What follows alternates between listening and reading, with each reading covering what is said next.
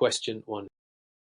To illustrate this point, consider the case of Mr. Gallagher, who owns a commercial bakery in Idaho. He recently experienced a partial equipment breakdown in one of his industrial ovens, which led to temporary shutdown of operations.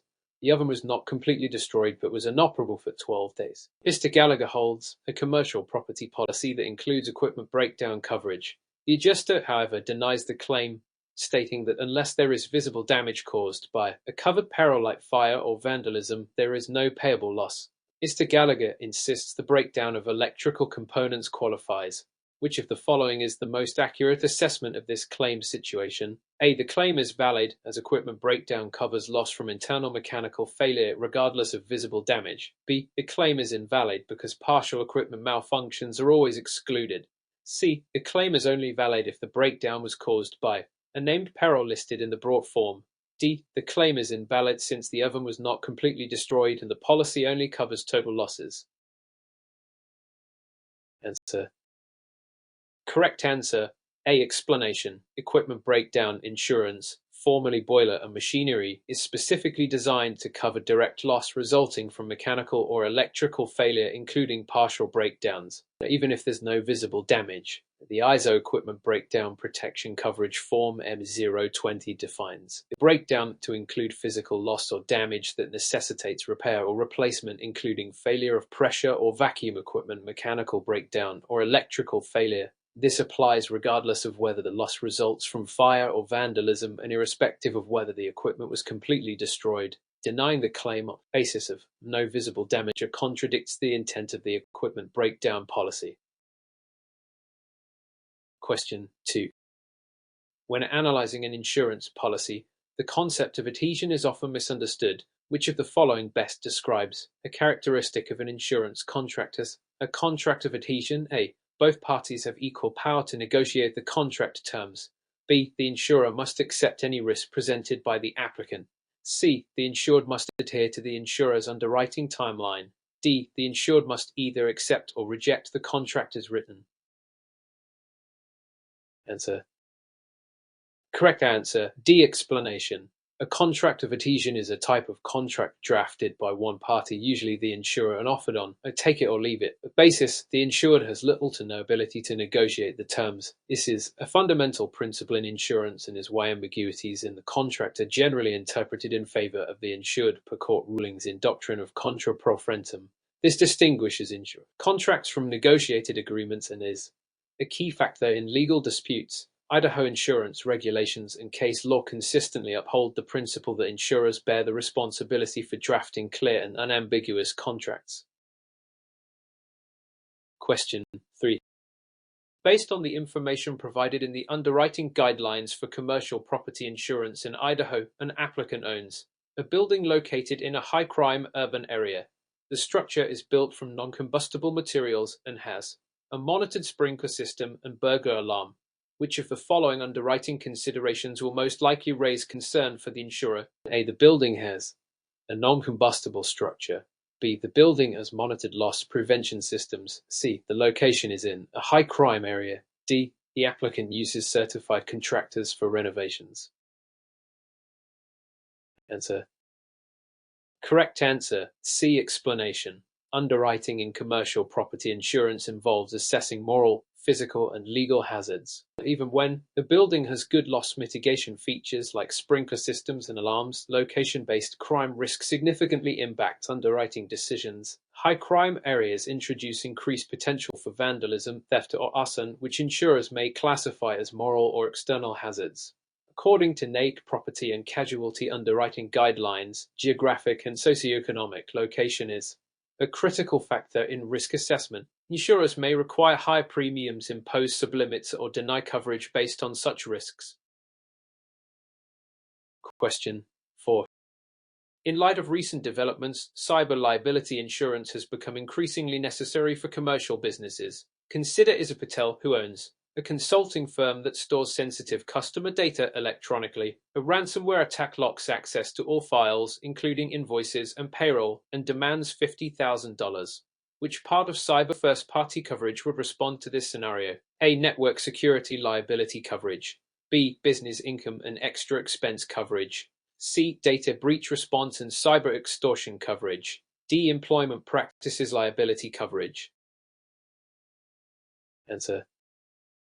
Correct answer. C. Explanation. Cyber extortion coverage is part of first-party cyber insurance, which reimburses insureds for ransom payments and costs to regain control over data systems. First-party coverage also typically includes costs of forensics, crisis management, and breach notification. The ISO Cyber Insurance Program Cy01 outlines cyber extortion threats and breach response as key coverage triggers. Income losses would be covered under a separate cyber business interruption endorsement. Employment practices liability (EPL) is unrelated. This illustrates how policyholders need tailored cyber protections, not general liability or property policies. Question 5. When faced with a decision regarding a commercial general liability (CGL) claim, Mr. Ramirez, a policyholder, files for coverage B after being sued for a social media post that allegedly defamed a competitor. Which of the following best justifies whether coverage B applies in this scenario? A. It applies only if bodily injury was sustained. B. It applies if the content is proven to be intentionally false. C. It applies to claims involving personal and advertising injuries such as libel. D. It never applies to statements made in online media. Answer. Correct answer. C. Explanation. Coverage B under a commercial general liability (CGL) policy includes personal and advertising injury, which covers libel, slander, defamation, and copyright infringement if committed in the course of advertising goods or services. Online platforms are included as a medium unless specifically excluded by endorsement. There is no requirement for bodily injury. According to the ISO CG01 form, the definition of personal and advertising injury specifically includes oral or written publication of material that slanders or libels a person or organization. Intent may affect whether the insurer defends under reservation of rights, but the trigger is the nature of allegation. Question 6. Throughout the course of risk management, understanding the distinction between pure and speculative risk is essential. Which of the following best defines a pure risk in the context of commercial insurance? A. A situation where there is potential for profit or loss. B. A scenario where only a loss or no change can occur. C. A speculative investment in new product lines. D. A risk that is not insurable by standard carriers. Answer. Correct answer. B. Explanation. Pure risk involves situations where there is only the possibility of loss or no loss, no chance of gain, making it insurable. Common examples include fire, theft, or natural disaster risks. Speculative risk, by contrast, includes potential for both loss and gain and is typically uninsurable by commercial lines. This distinction is fundamental in underwriting and product development. The NAIC Risk Classification Guidelines and Idaho Department of Insurance regulations define insurable risk types to guide insurers in creating lawful and effective insurance products. Question 7. In response to concerns about fraudulent misrepresentation, Mr. Benson submits a commercial property application and states his building has an operational sprinkler system, which later turns out to be non-functional at the time of the claim.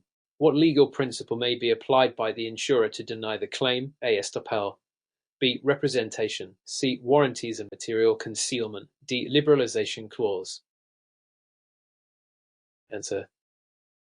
Correct answer. C. Explanation. Material misrepresentation and breach of warranty are valid grounds for claim denial. Under Idaho statutes SS41, 1811, misrepresentation or omission is material if it would have altered the insurer's decision to provide or price coverage. Warranty is a statement that must be strictly true, especially in commercial property. An inoperative sprinkler system materially affects the underwriting and premium calculation. Liberalization clauses refer to coverage enhancements, not fraud. Estoppel prevents an insurer of denying coverage it previously allowed, but here the error originated with the applicant. Question 8.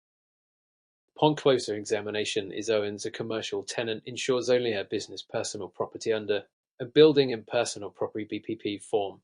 The building itself is owned by a third party. A fire damages the entire building and her inventory. Which of the following is true regarding her policy coverage? A. She will receive compensation for both the building and her business personal property. B. She is only covered for her business personal property. C. She can recover losses for the landlord's building because she occupies it. D. The BPP automatically covers the entire premises regardless of insurable interest. Answer. Correct answer.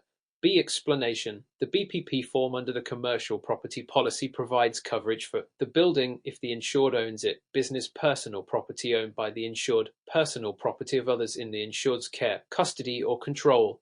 Since his owns has no insurable interest in the building and only selected business personal property on her policy, only that portion is covered. The principle of insurable interest dictates person must suffer financial loss to claim coverage per Idaho Code SS 412103. Question 9. The correlation between policy conditions and insurer responsibilities is a critical concept. What is the insurer's obligation once a commercial policyholder fulfills all post-loss duties under the conditions section of the policy? A. The insurer must pay the claim immediately upon notice. B. The insurer must issue payment within 60 days regardless of policy terms. C. The insurer must investigate and pay only if the loss is covered and undisputed. D. The insurer must reimburse all loss, even if partially excluded. Answer. Correct answer. C. Explanation. According to the Idaho Commercial Property Conditions Form CP090, once the insured completes all post-loss duties, e.g., protecting property and submitting proof of loss, the insurer is obligated to investigate and pay for covered losses in a timely manner. If the loss is not excluded and liability is clear, there's no automatic timeline unless specified by law. Idaho generally follows the Unfair Claims Settlement Practices Act, Idaho Code SS 411329, which mandates timely and fair claim investigation and resolution, but does not mandate payment within fixed time frame absent policy language. Question 10.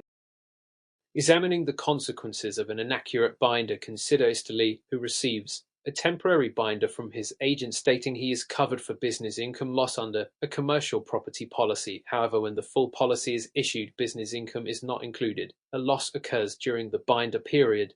Which of the following best explains the legal enforceability of the binder? A. Binders have no legal weight once the actual policy is issued. B. Binders can provide temporary coverage, but only if matched by the final policy. C. Binders are legally enforceable contracts even if the final policy differs. D. Binders only apply to personal lines policies, not commercial. Answer. Correct answer. C. Explanation. A binder is a temporary, legally binding contract of insurance issued to provide immediate coverage before the formal policy is written. According to Idaho Code SS 411814, binders have the same legal effect as the issued policy for the stated coverage period. Even if the final policy omits business income coverage, the binder, if it clearly included it, obligates the insurer to provide that coverage during the effective dates. This is critical in commercial insurance, where binders may be used for complex property coverage. Question 11. Considering the evidence, is Franken runs a wholesale distribution warehouse insured under a commercial package poly CPP. She recently submitted a claim for water damage caused by a leaking roof that worsened during a storm. The insurer denied the claim, stating that the cause of loss form attached to her policy is a basic form which excludes water damage from rain entering through an opening caused by wear and tear. What should Franken understand about the insurer's position and the coverage available? A. Water damage from rain is covered under all causes of loss forms regardless of the source. B. The basic causes of loss form excludes damage from water entering through neglected maintenance. C. The broad causes of loss form excludes water damage caused by storms. D. All commercial property policies automatically cover water damage from roof leaks. Answer. Correct answer. B. Explanation. The basic causes of loss, Form CP 1010, provides named peril coverage but excludes losses resulting from water damage due to neglect, wear and tear, or gradual deterioration, rainwater entering through an opening caused by lack of maintenances. A typical exclusion. For such losses to be covered, insureds must have either a broad or special cause of loss, form or purchase additional endorsements. This distinction refers the insurer's intention to avoid covering damage resulting from the insured's failure to maintain the property, which falls outside the scope of fortuitous loss. Question 12. Given the circumstances, Mr. Taylor operates a commercial printing business and submitted a claim for loss of income following a fire that destroyed his facility. His policy includes business income coverage with a 72-hour waiting period. He asks why the insurer applied the waiting period before beginning coverage for income loss. Which of the following best explains the rationale behind the waiting period in business income coverage? A. It allows the insurer to exclude short-term losses to reduce moral hazard. B. It is designed to delay all claim payments to protect the insurer's cash flow. C. It automatically reduces the limit of liability on all claims. D. It only applies if the business income loss is due to theft. Answer. Correct answer. A. Explanation. The waiting period or elimination period in business income insurances. A contractual time frame, commonly 48 or 72 hours, during which no business income loss is reimbursed. This period helps insurers limit coverage to losses that are significant and reduce exposure to frequent minor claims, thereby reducing moral hazard. The incentive for insureds to claim minor losses. It does not reduce the limit or delay payments arbitrarily. It applies to all qualifying business income losses, not just theft-related losses. This waiting period is standard part of the ISO Business Income and Extra Expense Coverage Form CP030. Question 13. From a practical standpoint, Mrs. Nguyen is reviewing the underwriting decision on her commercial general liability CGL policy renewal. The insurer has declined coverage, citing an increase in reverse selection risk due to her company's expansion into higher risk contracts. Which of the following best describes adverse selection in this context? A. It refers to the insurer's failure to assess claims accurately. B. It occurs when an insured deliberately conceals losses to gain favorable premiums. C. It refers to the tendency of higher-risk applicants to seek more insurance coverage. D. It is when the insurer cancels policies arbitrarily to avoid losses. Answer. Correct answer. C. Explanation. Adverse selection is a fundamental concept in underwriting where individuals or businesses with higher than average risk are more likely to seek or renew insurance coverage. This imbalance can lead to higher than expected claims costs if not managed through risk classification, premium adjustments, or coverage restrictions. Insurers attempt to counter adverse selection via underwriting guidelines and risk-based pricing. Of losses is related to fraud, not adverse selection. Arbitrary cancellations are regulated and generally illegal. Question 14. In a modern context of commercial inland marine insurance, Istacata ships valuable equipment frequently across multiple states. He is considering purchasing a valuable papers and records floater. What is the primary purpose of this type of inland marine coverage? A. To cover loss of tangible property during transit only. B. To cover loss or damage to valuable papers and records from any cause except nuclear hazard. C. To insure the building housing the valuable papers and records. D. To provide liability coverage for damages caused by lost documents. Answer. Correct answer. B. Explanation. The valuable papers and records floater is an inland marine coverage designed to insure valuable documents, records, and media that are either irreplaceable or costly to reproduce against risks such as fire, water damage, theft, or other perils. It covers these items regardless of their physical location, unlike typical property policies limited to a building or specific premises. It does not cover liability. Hazards and war risks are generally excluded. This coverage is vital for businesses with critical data and documentation, as noted in ISO Form CP010. Question 15. Under the assumption that a commercial general liability policy is written on an occurrence basis, Is Hernandez is sued in 2024 for an accident that happened in 2020 but was not reported to the insurer until now. What determines if the insurer will provide coverage for this claim? A. Coverage depends on the date the claim is reported to the insurer. B. Coverage depends on whether the policy was in effect at the time the injury occurred. C. Coverage depends on whether the policy has a retroactive date. D. Coverage depends on the date the lawsuit was filed, regardless of injury date. Answer. Correct answer. B. Explanation. In occurrence-based CGL policies, coverage is triggered by when the injury or damage occurred, not when the claim or lawsuit is filed. If the policy was in effect at the time of the accident in 2020, the insurer must provide coverage for claims made later, even years after the event. subject to policy limits and conditions. Claims-made policies differ in this regard, relying on reporting dates and retroactive dates. Retroactive dates do not apply to occurrence policies. This distinction is critical in underwriting and claims handling. Question 16. A common misconception about the appraisal clause in commercial property insurance is that it replaces court action. Mr. Schmidt's insurer and he disagree on the amount of loss after covered fire. What is the correct role of the appraisal clause in this context? A. It settles disputes about coverage questions and liability.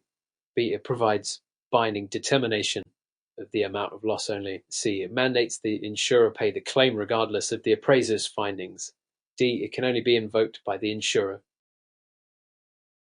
Answer. Correct answer. B. Explanation. The appraisal clause is designed to resolve disputes only about the amount of loss or damage, not questions about coverage or liability. Both insurer and insured each select an appraiser, who then select an umpire if they disagree. The decision on the amount is binding if both appraisers agree or the umpire decides. The clause is a form of alternative dispute resolution and does not supersede coverage issues or questions. This is consistent with ISO policy conditions CP 090 and common law interpretations. Question 17. Within the framework of the law of large numbers, an insurer calculates premium rates for a commercial liability policy covering a large group of similar businesses. Which of the following best explains why the law of large numbers is essential for the insurer's rate-making process? A. It allows insurers to guarantee no losses will occur. B. Enables insurers to accurately predict losses based on large data samples. C. It prevents fraud by requiring detailed loss history. D. It allows insurers to refuse high-risk applicants. Answer. Correct answer. B. Explanation. The law of large numbers states that as the number of exposure units increases, the actual loss experience becomes more predictable and converges to the expected loss. This principle allows insurers to use historical data from large groups to accurately calculate premiums, allocate reserves, and maintain solvency. It does not guarantee no loss, nor is it a tool to refuse applicants, which relates to underwriting. It is fundamental to actuarial science and rate setting consistent with NAIC and Idaho DOI actuarial guidelines. Question 18. Taking into account the policy provisions under a typical commercial general liability CGL policy, Mr. Owens is concerned about the insurer's right to recover payments from negligent third party responsible for his loss. Which provision allows the insurer to pursue recovery from the third party? A. Subrogation clause. B. Assignment clause. C. Liberalization clause. D. Cancellation clause. Answer. Correct answer. A. Explanation. The subrogation clause gives the insurer the right to step into the shoes of the insured and recover from the third party who caused the loss after the insurer has indemnified the insured. This principle helps prevent the insured from collecting twice and keeps premiums reasonable by shifting financial responsibility back to the negligent party. The assignment clause deals with policy transfer. Liberalization broadens coverage. Cancellation addresses policy termination. Subrogation is a well-established common law principle supported by Idaho law. Question 19. In contrast to popular belief, cancellation and non-renewal provisions in commercial insurance policies serve distinct functions. Is DIAS received a non-renewal notice but claims it is the same as a cancellation? What is the fundamental difference between cancellation and non-renewal? A. Cancellation terminates coverage midterm, and non-renewal ends coverage at expiration. B. Non-renewal allows the insured to keep coverage by paying more. C. Cancellation only applies to personal lines policies. D. Non-renewal requires no advance notice while cancellation does. Answer. Correct answer. A. Explanation. Cancellation refers to terminating an insurance policy before its expiration date, often requiring advance notice and justified reasons per state law, e.g. Idaho Code SS 412114. Non-renewal is the insurer's decision not to renew policy at its expiration, effectively ending coverage on the renewal date, again with mandated notice periods. Non-renewal is not midterm cancellation, and both have legal notice requirements. This distinction is critical for insureds to understand their coverage status and rights. Question 20. Several experts suggest that in commercial liability insurance, the distinction between Occurrence and claims made forms is crucial for risk management. What is the primary difference between occurrence and claims made CGL policies? A. Occurrence policies cover losses only if claims are made during the policy period. B. Claims made policies cover losses that occur during the policy period regardless of claim date. C. Occurrence policies cover losses that occur during the policy period regardless of when claims are reported. D. Claims made policies require claims to be reported before the policy expiration date to be covered. Answer. Correct answer. C. Explanation. Occurrence policies provide coverage for incidents that happen during the policy period, regardless of when the claim is reported, even if years later. Claims made policies cover claims only if both the incident and the claim reporting happen within the policy period or any extended reporting period. This affects risk exposure, premium pricing, and renewal considerations. Understanding this distinction is fundamental to managing long-tail liability exposures and is emphasized in Idaho's insurance regulations and industry standard forms ISO CG01 and CG02. Question 21. Throughout the course of underwriting, Mr. Whitaker applies for a commercial property policy but fails to disclose that his business was previously cited for multiple fire code violations. Upon discovery after a loss, the insurer considers rescinding the policy. What principle allows the insurer to rescind the policy based on this failure to disclose? A. Insurable interest. B. Concealment and misrepresentation. C. Waiver and estoppel. D. Principle of indemnity. Answer. Correct answer. B. Explanation. Concealment occurs when an insured intentionally withholds material facts and misrepresentation involves providing false information. Both can void or rescind the policy if the undisclosed information would have affected the insurer's underwriting decision. The Idaho Insurance Code SS1 1811 emphasizes materiality. Whether the information would influence the insurer's acceptance or terms of coverage. Interest pertains to the right to insure. Waiver estoppel involve insurer conduct, and indemnity ensures no profit from loss, and none justify rescission for non-disclosure. Question 22. With respect to policy limits and deductibles is Foster purchases a commercial property policy with a $10,000 deductible and a $1 million limit. After covered fire, she incurs $50,000 in damages. How much will the insurer pay under the policy? A. $50,000 minus the deductible, so $40,000. B. The full $50,000 since fire damage is fully covered. C. $1 million minus $50,000. D. Only the amount above $1 million after deductible. Answer. Correct answer. A. Explanation. A deductible is the portion of loss the insured must pay before the insurer's obligation begins. Here, with $10,000 deductible, the insurer pays the loss amount minus the deductible, $50,000. $10,000 equals $40,000. The policy limit caps the maximum payout, but is irrelevant here since the loss is below $1 million. Deductibles reduce small claims frequency and risk. This aligns with Idaho's property insurance standards and standard ISO forms. Question 23. In terms of commercial inland marine insurance, Mr. Jenkins operates a construction company and wants to cover his contractor's equipment which moves frequently between job sites. Which type of inland marine coverage best fits his needs? A. Accounts receivable floater. B. Builder's risk policy. C. Contractor's equipment floater. D. Valuable papers and records coverage. Answer. Correct answer. C. Explanation. The contractor's equipment floater is specifically designed to cover mobile construction equipment regardless of location, including tools, machinery, and heavy equipment. It provides protection against physical loss or damage caused by a broad range of perils. Accounts receivable and valuable papers cover financial documents or records, while builder's risk insures buildings under construction, not equipment. This cover aligns with standard ISO inland marine products and Idaho insurance rules. Question 24.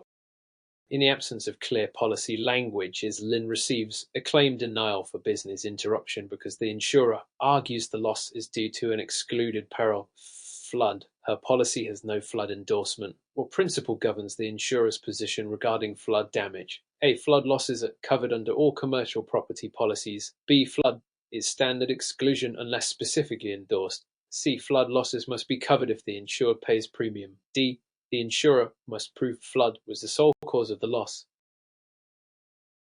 Answer.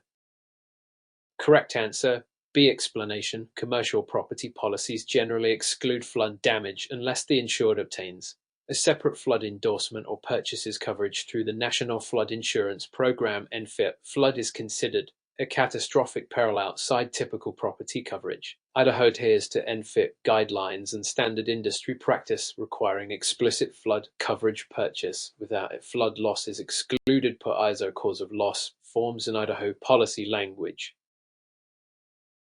Question 25.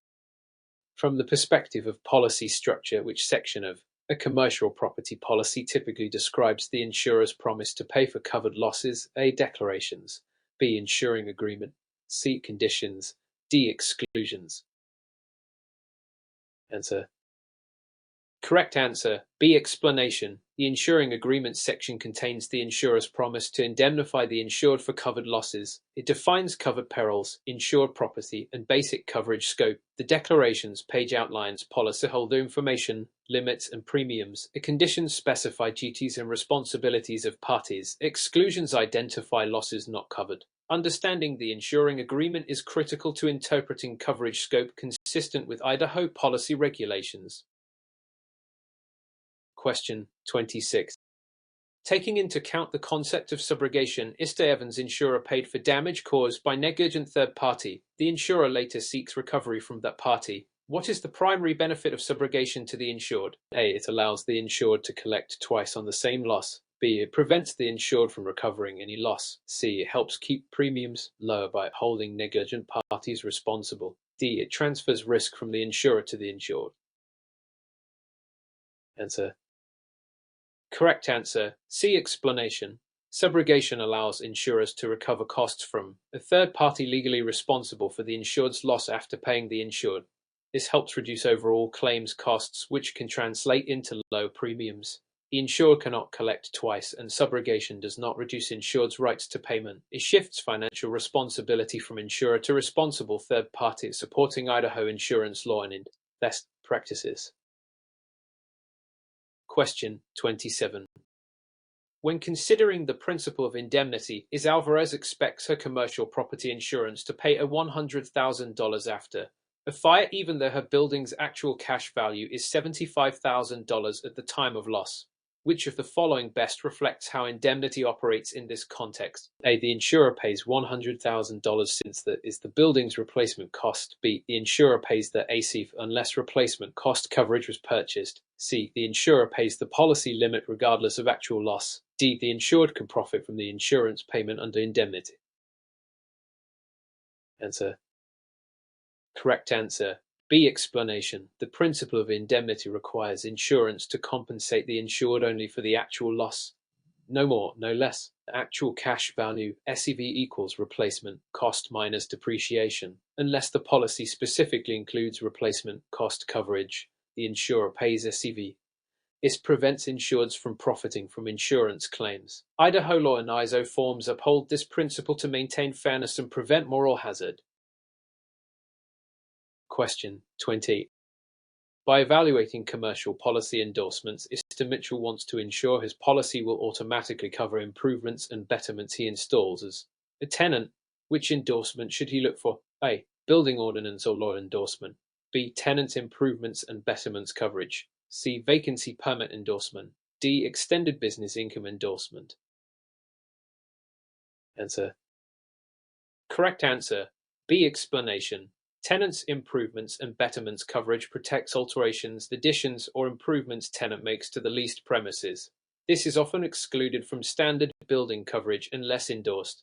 The building ordinance or law covers increased costs due to building codes. Vacancy permits relate to unoccupied properties, and extended business income covers income losses after reopening. This endorsement is critical for property interests under Idaho commercial policies. Question 29.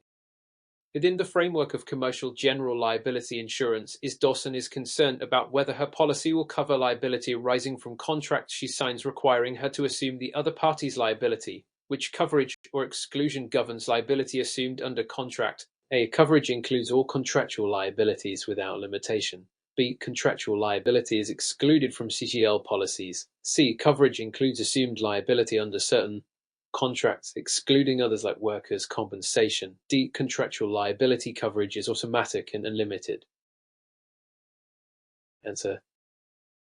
Correct answer. C. Explanation. Coverage of CGL policies generally includes liability the insured assumes under contract except for certain contracts such as workers' compensation agreements, lease agreements excluding property damage, and certain other contracts. The CG Euro 1 form specifically limits coverage for contractual liability to avoid covering liabilities that are better insured elsewhere. Idaho policies follow this standard, so insureds must review contracts carefully to understand exposure. Question 30. Given the circumstances Mr. Rogers has a commercial general liability policy with aggregate and per occurrence limits. He suffers two unrelated liability claims in a policy year, one for $300,000 and another for $800,000. His per occurrence limit is $500,000 and aggregate limit is $1 million. How much will his insurer pay in total for both claims? A. $1.1 million, covering both fully.